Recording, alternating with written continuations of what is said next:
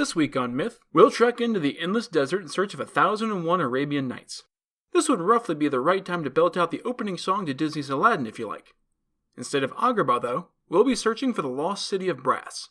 You'll discover that people lie for the dumbest reasons, why genies are trapped in bottles, and that you can totally trust evil creatures trapped in stone forever by Allah. Then, in Gods and Monsters, it's a shape-shifting, corpse-eating monster that's extremely hard to kill, but surprisingly easy to resurrect.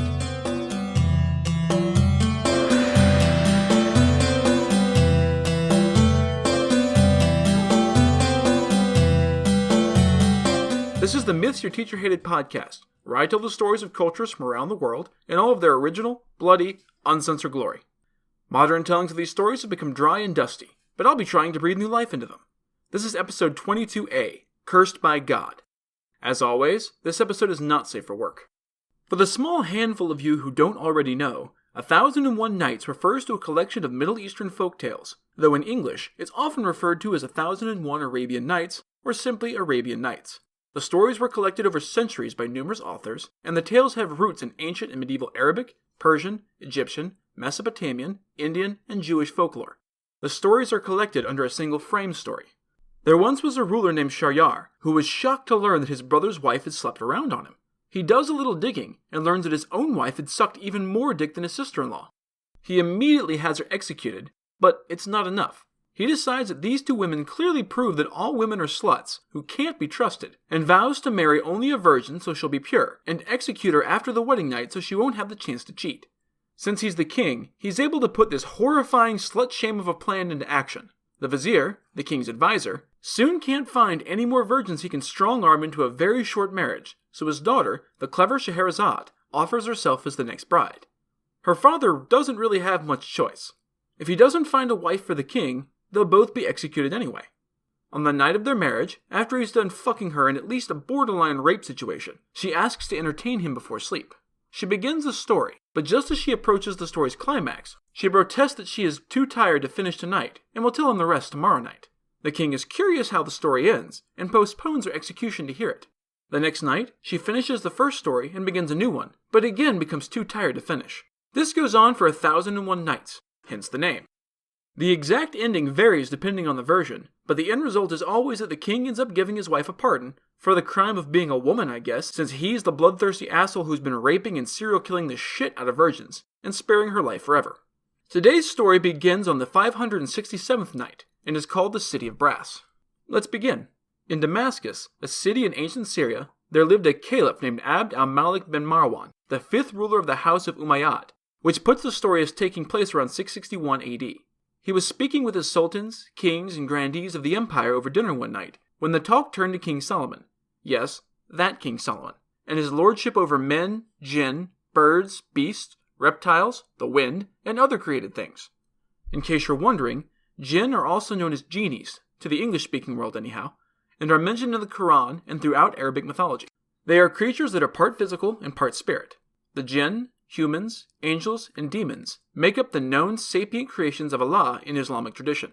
Like humans, jinn can be good, evil, or anywhere in between, and, also like humans, have free will. The specifics can vary wildly, but the jinn are often very powerful, with the ability to affect the physical and spiritual worlds. That's all you really need to know for today's story.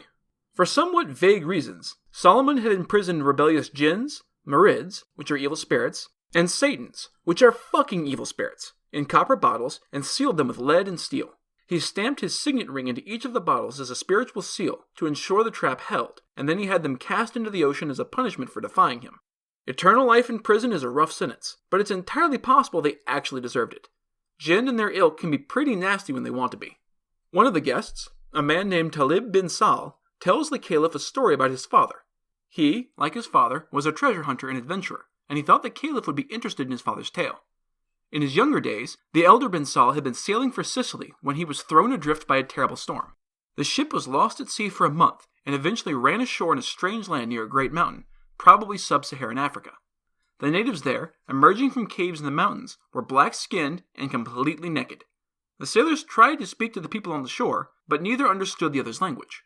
It wasn't until the king, who had seen the ship come into shore, walked down to meet them that they were able to communicate. The king spoke Arabic, and he welcomed them into his land. They feasted for 3 days on the king's dime, which was awesome, but even partying gets old after a while. On the 4th day, they went down to the beach to watch the fishermen because that was apparently more fun than eating themselves silly for a 4th straight day. One of the men pulls up a weird copper bottle with his net. The sailors clamor to look over the bottle and saw that it was stoppered in lead and sealed with the sign of King Solomon, son of King David. Holy shit, this was incredible. But wait, there's more, said the fisherman. He broke open the seal, and a huge gout of dark blue smoke burst out of the bottle, far more than could possibly have actually fit inside, and rose to the sky. It quickly cleared to reveal the enormous form of a giant djinn, whose head was level with the top of the mountain. His voice rent the air in a thunderous crack, screaming, "I'm sorry! I repent! Holy shit, please don't shove me ass first in there again! I swear to Allah that I will never do that again! I repent!" Then he vanished. After the sailors' hearts stopped racing from what had appeared to be certain doom, they noticed that the native men weren't even the slightest fucking bit fazed by the appearance of a gigantic, screaming, mystical creature. They returned to the king and asked him what the hell was up with the bottled gin, and if you've ever wondered where the concept of a genie in a bottle came from and why they're trapped in there in the first place, you're about to find out. The king nodded wisely. Yeah, I probably should have given you a heads up or something. That shit is upsetting the first time it happens. We've all seen it so many times that we forget how terrifying it is if you don't realize it's completely safe. Those jinn were imprisoned by Solomon for pissing him off. He shoved their asses in the bottle, stoppered it up with melted lead and his own God-given powers as king, and threw them in the ocean to rot for eternity. It's more than a little challenging to keep up with how much time has passed in the sunless depths of the goddamned ocean, so they don't realize that Solomon is long since dead and rotted. They're begging him for forgiveness and getting the fuck out of Dodge. The caliph listened to his whole story with rapt attention. That sounds fucking awesome, Talib. I want to see one of these magical bottles. I want to pull the fucking stopper and watch a real motherfucking djinn appear. Talib smiled at the caliph. I thought you might, O commander of the faithful.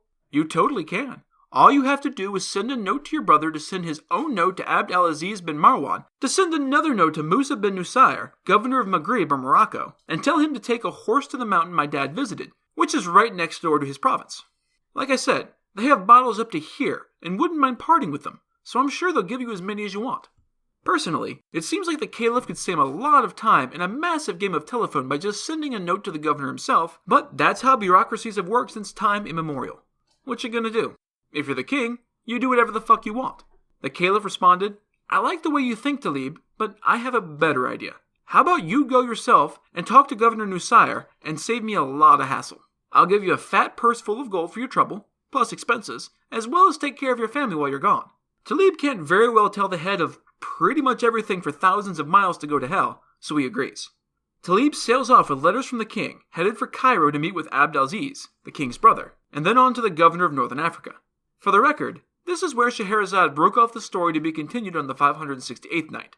Not exactly a thrilling cliffhanger, but some of the stories are like that. Anyway, Talib and company make the journey across Syria to Egypt, and enlist the help of Governor Musa bin Nusair. Musa decides this sounds like a bitchin' adventure, and decides to tag along. He tells Talib that they need to ask Sheikh Abd al-Samad to be their guide. He has spent more time in the desert than anyone alive, and he'll know the best way to get where they're going. It turns out that the dude is super old, shot in years and broken down with a lapse of days. The guy isn't sure he wants to go, and tries to talk them out of it. You do realize it's like 2 years and a few months to get there, and the same back. Those pesky Nazarenes next door might try to invade and fuck shit up while you're away. You sure you want to do this? Talib flashes stupid amounts of gold, and Sheikh decides he's on board after all. He might die before he gets home again, but at least he'll die rich as shit. Musa appoints his son Harun as the governor while he's gone. Now, make sure everyone pays their taxes, no loud parties, and no inviting those awful Nazarenes over. If you let them in, they'll never leave. Okay, buddy? You're the man of the kingdom while I'm gone. Harun was actually a pretty badass warrior, so this was not a terrible decision, nepotism aside. No problem, Pops. I got this. How long you think you'll be gone? Oh, not too long. I'm sure we'll be back in 4 months or so. We're going to stay close to the shore, and there are nice camping sites the whole way. Allah will definitely make things easy for us. The eyes of everyone around him bugs out a little, but no one disagrees with the ruler of the place they're in, since that's bad for self-preservation. It's not clear why he lied to his son. This was a time in which long-range communication basically didn't exist, so when he doesn't come back in 4 months, everyone will be totally justified in assuming he's deadsies. Seems like a stupid thing to do, but whatever. I've never been a governor in a fairy tale. Maybe there's a perfectly good reason to lie to your son about how long he'll be in charge of the kingdom in a way that will force him to assume you died well before you come home. Sheikh tells Musa to acquire 1,000 camels laden with food and jars of water. What do we need that for? It turns out that, shockingly, the desert known as Karyan, or Cyrene, is a 4-day-long journey with absolutely no food or water.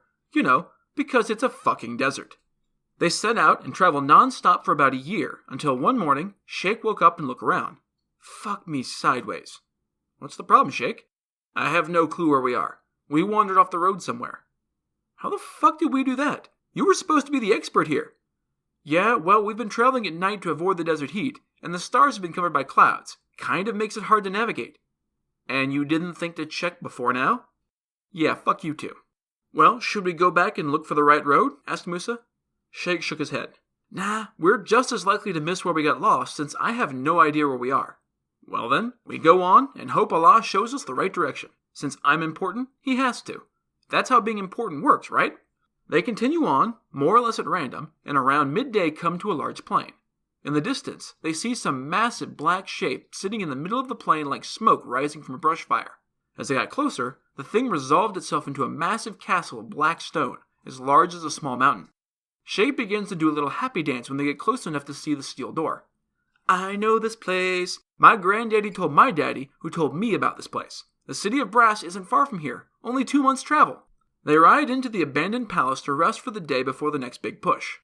They spend the day reading plaques, which have been erected over the doors, and they all pretty much talk about greatness falling to shit. Read the awesome poem Ozymandias, and you'll get a better sense of what the story is trying to convey. Musa cries a lot because reasons, and takes one of the tablets with him. In the middle of all of this, Scheherazade pauses again and picks up the next night. There's a lot of completely needless description of the splendors of the palace and the horrible things that happen here before they finally get the hell on with it. They travel on for 3 more days until they come to a hill crowned with a brass horseman. There's another engraving on the lance he holds, only this one isn't morose, angsty, goth poetry about death. Instead, it says that if you want to find the city of Brass, rub the horseman's hand. Having wasted pretty much the whole night stalling for time, Scheherazade pauses the story again until the next night. Hell, maybe she was wasting time while she figured out where she was going with this. Anyway, it picks up again the next night. Since they only have a vague idea where they're going, Sheikh rubs the horseman's hand and he turns to face the right direction. It seems like there's a simpler way to mark a path, but whatever. Fairy tale. They continue on in the direction the horseman points, and find a well-used road that leads them for many days to a pillar of black stone with a figure on top. It looked humanoid, although sunk into the rock up to its armpits. Turns out, it's an Ifrit of the Jinn, the most powerful and dangerous class of the Jinn. He had 2 huge wings and 4 muscular arms, 2 human and 2 lion's paws with iron claws. His skin was jet black, not like an African man, but actually inky black, and his eyes blazed like coals. American Gods did a very cool job with this particular effect. He had 3 eyes, including one in the middle of his forehead, and all were slit vertically like a serpent's. The party pulled up in front of the pillar with the incredibly powerful trapped entity. Hey buddy, what you doing? I was trapped here by God to suffer until Armageddon. It pretty much sucks monkey balls. He roared, and everyone valiantly ran the fuck away. Musa panted at Sheikh once they were safely out of view. What the hell was that, man? Damned if I know. Why don't you ask him? He seemed talkative. Sheikh stared at Musa. Have you lost your mind? That's a big nasty. He's terrifying. Come on, man. He's trapped in a pillar by God. What's the worst that could happen? Sheikh realized he was going to lose this fight, so he headed back to talk to the big scary monster, but he insisted that Musa come with him. It was only fair. Hi again, big guy. Sorry about running away before. You're kind of, intimidating. So how did you end up trapped here by God? My name is Dahish, son of Al-A'amash, and I'm trapped here until God decides I've learned my lesson. Or the end of time. Whichever comes first. Musa whispered to Sheikh, ask him why God is pissed at him. Sheikh passed the message along, even though Musa could have just asked himself, and the Ifrit answered, it's a pretty rad story. I was the guardian of an idol of red quartz, owned by one of the sons of Iblis, an archdevil similar to the Christian idea of Satan. The king of that country rebelled against King Solomon. Yes, still that Solomon, and I rebelled along with him. I used to enter the idol and speak for it so that everyone thought it was real and magic. The king's daughter thought the idol was awesome and prayed before it often. She was a gorgeous woman, elegant and graceful. Solomon heard about her and sent a message for the king. It said, "Send me your daughter as a new wife, and destroy that blasphemous idol in the name of the one true God. If you do so, we'll be best chums. If you don't, dress in what you want to be buried in. I will march on your country with an army larger than you have ever seen, and I will make all of you like yesterday, passed away, never to return." The king, naturally, puffed up and got super pissed off. He summoned his advisors. "Have you guys heard this shit?" "Yeah, king, we heard, but he's full of bullshit. Even if he could get an army all the way here across the vast ocean, there's no way that he could beat your army, since the rebellious jinn will fight for you. If you're worried, ask the idol." The king came in to see the idol, which I was animating at the time, and asked advice after offering the proper human sacrifices that I required. I told him to stand his ground and fight that asshole Solomon. This gave the king the stones to have Solomon's messenger beaten and sent back bloodied. That was a mistake. Solomon commanded Wazir al-Dimiryat, king of the jinn, to gather up all of the rebellious genies and seal them up in bottles, which is how that all went down. Then he brought a huge army of 1,000 men, many jinn, and even birds and serpents across the ocean to the king's island, and that's where Scheherazade ended the next night. A better stopping place than most. Solomon gave everyone a chance to surrender, and when he didn't, Solomon laid waste to the place from his throne of ivory that he commanded the wind to bear into the sky to watch. We fought well for 2 days, but on the third, we were overwhelmed and destroyed. I tried to run, but the king of the jinn chased me for 3 months. I finally collapsed from weariness, and he seized me and trapped me here. Solomon sealed it with his ring, and here I've been ever since, guarded by an angel to make sure I stay put. And that's where the next night ends. The original version of the story spends a whole lot of time describing the battle in agonizing but completely irrelevant detail. Cool story, bro. Say, do you happen to know if there are any of those nifty brass bottles with the Fritz trapped inside from the battle that got you trapped here? The Ifrit sighed. Yes, there are a bunch in the Sea of Al-Karkar, where people descended from Noah live since their country wasn't touched by the Great Flood. They're cut off from the other true sons of Adam. Awesome. Thanks. And, which way is the City of Brass? And how far away is it? Not far. He pointed them the way, and they thanked him and left him to suffer until the end of time. Don't feel bad for him, though. He kind of deserved it, to be fair. The dude required human sacrifices just to talk to him. They traveled for 7 more days until, in the distance, there appeared a great darkness and twin pillars of fire. "What's that?" asked Musa. Sheikh answered, "We're almost there, Musa. That's the City of Brass as described in the Book of Hidden Treasures, which I've totally had this entire time and just never mentioned before. The city walls are made of black stone, and it has 2 towers made of brass, hence the name, which appear from a distance to be made of fire due to the reflection of the sun. They traveled on from there without stopping until they reached the city. The city looked like a piece of mountain made of cast iron, and it managed to look imposing and beautiful at the same time. They looked around for a gate, but couldn't see one. Hey Sheikh, how the hell do we get in?" "Well, Musa, there are 25 entrances, according to the book, but they only open from the inside." "And you didn't think to mention that until now? How the hell are we supposed to get in then?" One of Musa's viziers responded, "I have an idea. Have someone ride around the city and see if anyone happened to leave a door or window open." "Good idea. Glad I thought of it. Go do that thing." One guy, maybe he drew the short straw, or maybe he was just the intern, mounted up on his camel and rode around the city. It took him 3 days and nights to make a full circuit around the city, and apparently he didn't even pause long enough to take a nap. Talk about commitment. But he reported back that the place was locked up tighter than some sort of graphic and sexist innuendo about some part of anatomy. Honestly, boss, the easiest place to get in is probably right here. The wall seems lowest here. Trust but verify was their mantra, so Musa and Sheikh rode up to the top of a nearby hill to look over the city. It was an incredible piece of architecture, with towering mansions topped with glittering domes, set beside gently flowing streams topped with wildflowers and fruit trees. It was magnificent, but empty and lifeless. It looked like a corpse, washed and dressed resplendently before being buried. On top of the hill, for some reason, Musa sees 7 white tablets inscribed with warnings of death and destruction, rained down by the mighty hand of Allah in Greek. They go on for quite a while, and I'm not going to get into it all. End of the next night. Not exactly a nail-biter, but you're probably just invested at this point.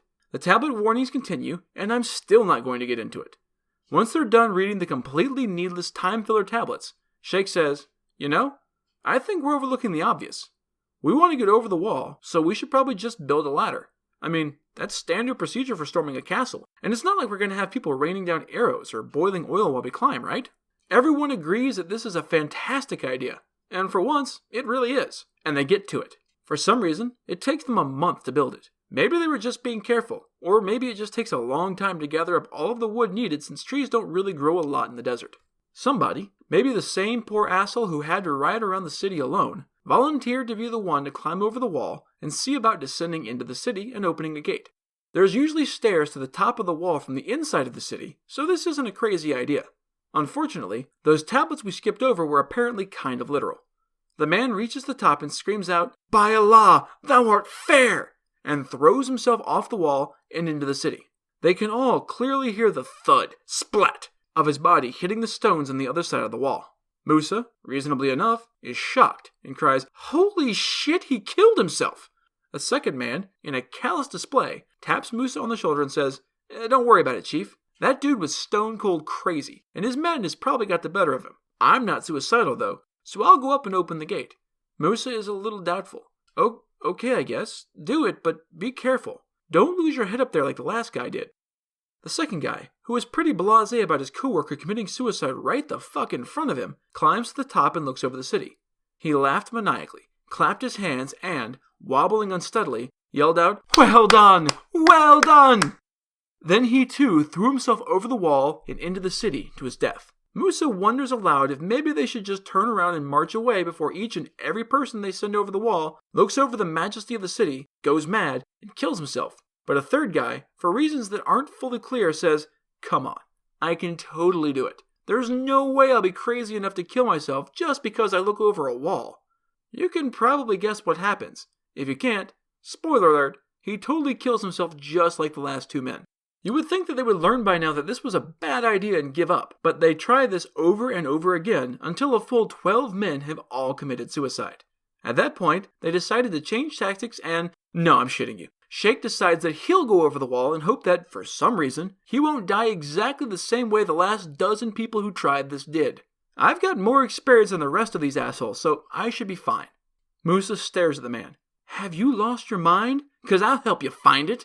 A dozen men have tried and died, and if we lose you, we don't have a guide anymore. It's a terrible idea." "That may be, but I don't want to waste this whole trip, so I'm going to give it a shot." He climbed the ladder and, when he reached the top, he clapped his hands and stared down into the city. He began to wobble unsteadily, and the men standing on the ground began to scream and pray. "Oh fuck, Sheikh, seriously man, don't do it. Don't throw yourself off the wall." And like Scheherazade, we're going to pause here when things are sort of cliffhangery to hopefully keep you from murdering me until I can finish the story. As a little icing on the cake, it's time for Gods and Monsters. This is a segment where I get into a little more detail about the personalities and history of one of the gods or monsters from this week's pantheon that was not discussed in the main story. This week's monster is the ghoul. Ghouls are creatures from your deepest nightmares that show up in a lot of different places, but it comes from Arabic folklore. The original ghoul, or ghoul, sounds the same but spelled slightly differently, lives in uninhabited places, especially burial grounds and cemeteries. They are an especially evil brand of jinn, who gets an extra helping of evil from Big Daddy Iblis, who we discussed earlier, who's the ghoul's literal daddy. They are capable of changing their forms, but they can't change one thing. They always have the hooves of an ass, which they will try to hide while luring you to your doom. The ghoul was traditionally considered to be female, because men have an unreasonable fear of being tricked and destroyed by women. In some stories, the ghoul will lurk in the desert and change its shape to that of an animal, often a hyena, to lure unwary travelers deeper into the desert.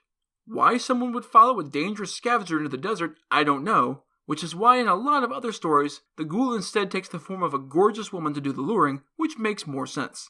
Anyway, once it gets the unlucky dumbass out into the wastes, or other abandoned place, it rips their throat out, drinks their blood, and eats their flesh. In other stories, the creature will feast especially on children. It drinks blood, steals money, and desecrates graveyards to eat corpses. This allows the ghoul to take the form of whomever it just devoured, giving new meaning to the whole "you are what you eat" thing, and lure other people into abandoned places to be killed and eaten. In all of the stories, the only way to protect yourself from a ghoul was to kill it in a single mighty blow. One blow could kill it, but a second would bring it back to life. They are hardy creatures though, so a weak blow won't do the trick. Threading that needle is a challenge, and if you stop to see if you killed it at the wrong time, it'll eat your face. The first ghoul showed up in Bedouin folk stories and pre-Islamic Arabic poetry in the 8th, 9th, and 10th centuries, most notably that of Ta'abata Sharan. It may have come from the Galu, an Akkadian demon in ancient Mesopotamian mythology. It transitioned into North African Berber folklore, which was already full of demons and monsters, so the ghoul fit right in. Once the 1001 Nights was translated into English, it entered into Western stories, including stories by Edgar Allan Poe, H.P. Lovecraft, and Jim Butcher, among many, many others. In these stories, they are sometimes considered to have once been human, but were cursed after eating human flesh, either from a fresh kill or from a desecrated corpse. Once cursed, they become monsters who feed on corpses and living flesh. They especially love the tender flesh of children and, since they are disgustingly ugly and reek of a charnel house, only shapeshifting allows them to lure people to be murdered. So if you see a beautiful woman trying to get you to follow her into a graveyard, she might be a goth or she might be a ghoul, so be careful either way. That's it for this episode of Myths Your Teacher Hated. Keep up with new episodes on our Facebook page, on iTunes, on Stitcher, or on TuneIn. Or you can follow us on Twitter as @HardcoreMyth and on Instagram as Myths Your Teacher Hated Pod. You can also find news and episodes on our website at mythsyourteacherhated.com. I want to thank Jawabo, Radio Max FM Podcast, and Big Brother B for the reviews on iTunes. These reviews really help increase the show's standing and let more people know that it exists. If you have any questions, any gods or monsters you'd want to learn about, or any ideas for future stories that you'd like to hear, feel free to drop me a line. I'm trying to pull as much material from as many different cultures as possible, but there are all sorts of stories I've never heard, so suggestions are appreciated. The theme music is by Tiny Cheese Puff, whom you can find on Fiverr.com. Next time, we'll be finishing the story of the City of Brass. You'll see what is actually inside the city, what happens when you love jewels too much, and that racism was alive and well back in ancient Arabia. Then, in Gods and Monsters, you'll learn about a different flavor of gin with flaming eyes and a love of the cock. That's all for now. Thanks for listening.